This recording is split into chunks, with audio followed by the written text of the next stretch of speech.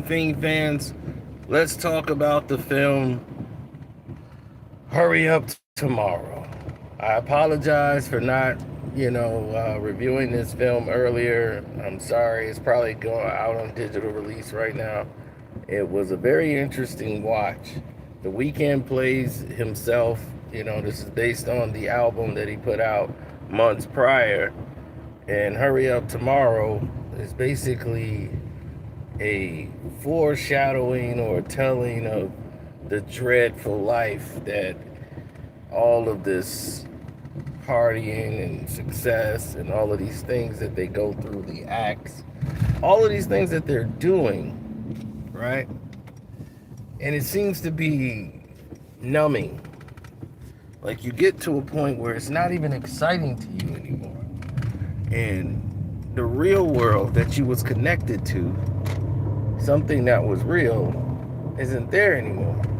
And meanwhile, there's this fan who is seemingly on the run and seeming to having some issues, goes to one of his shows, and the Weeknd is totally grieving an ex not getting back in contact with him, with a bunch of screaming women for him every night. He's really focused and hyper focused on this one ex that won't return his calls. And while he's on this tour, he's falling apart. He's visiting a doctor who says, he's going there because he says his voice is failing him on stage. And the doctor says that you need rest, and this is due to stress. Stress is taking your voice away. You need to rest. Let your voice rest. Don't do anything that would garner excitement.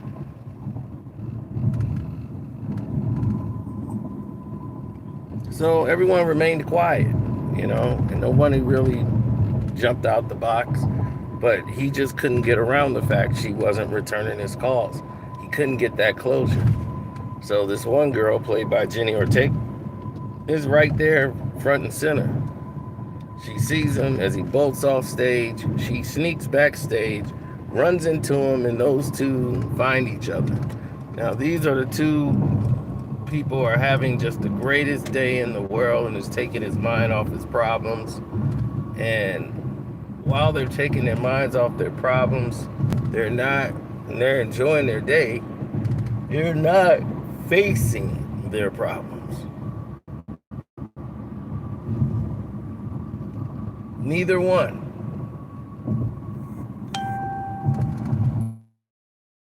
And it's more and more of a problem as it went through its progression.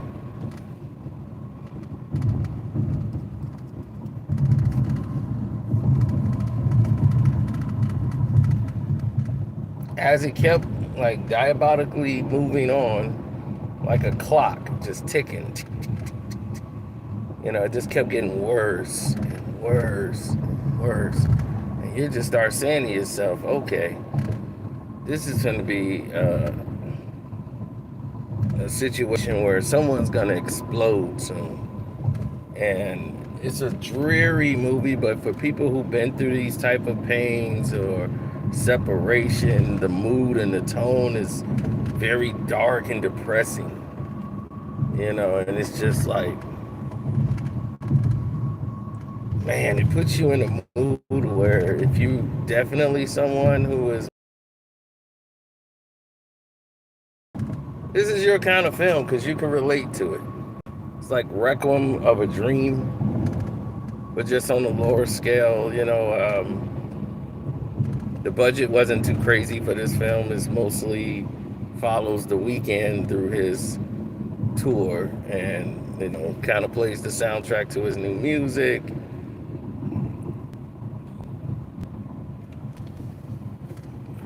But also gives him life lessons. So now people are noticing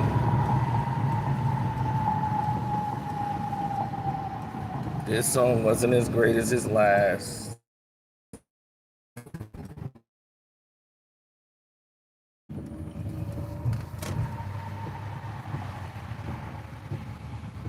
The issues they were engaged in were completely different than any other issues he was engaged in. And there's a lot of other people out there that's very similar to that whole stanza.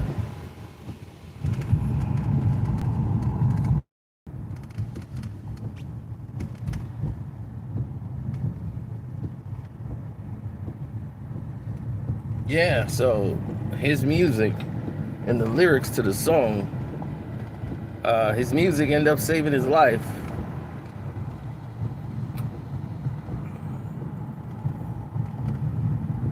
And some people feel like music can save their lives.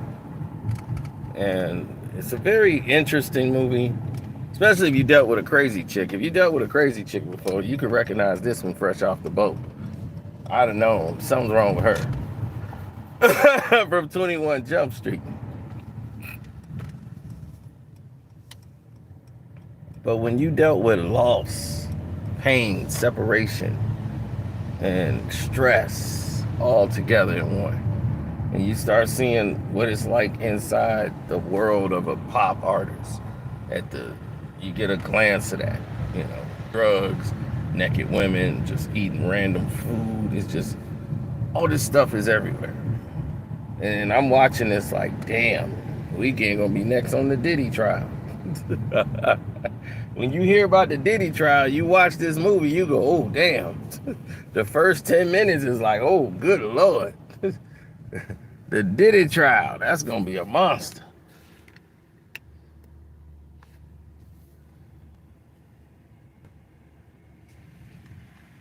Yes.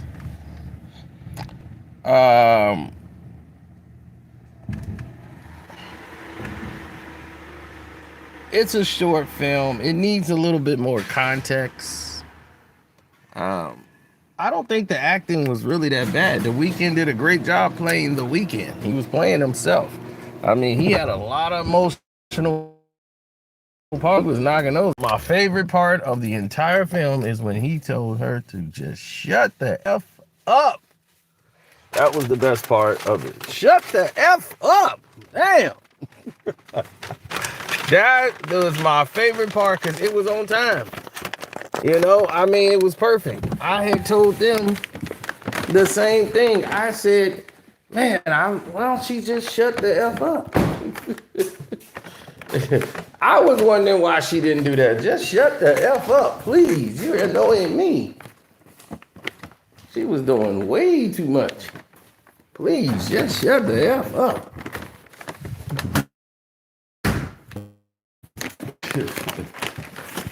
She was just overbearingly crazy.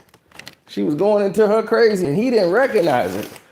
But it was just annoying him. He was just like, man, shut the F up. My God.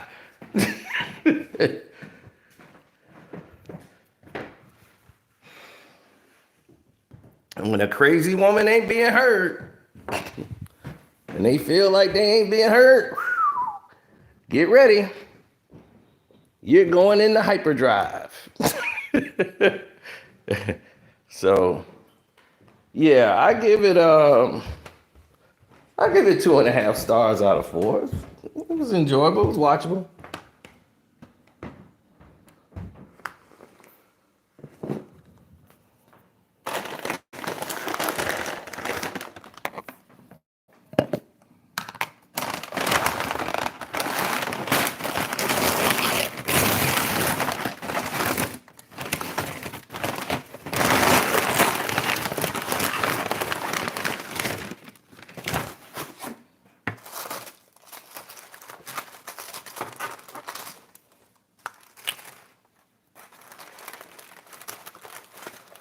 Mm-hmm. So that is that. It's back, baby.